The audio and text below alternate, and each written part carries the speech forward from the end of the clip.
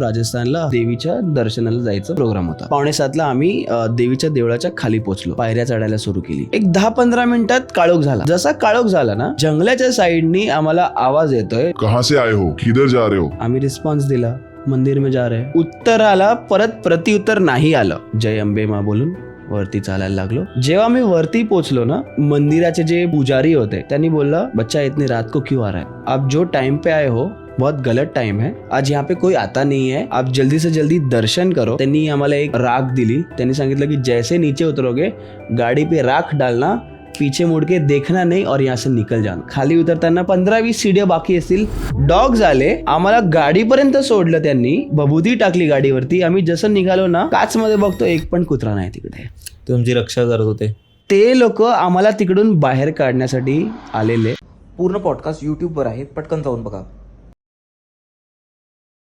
ह्या कथा मनोरंजनासाठी आहे. काही लोकांचे अनुभव व काही पूर्णपणे काल्पनिक असू शकतात. त्यामुळे कृपया यांना मनोरंजन म्हणून घ्या.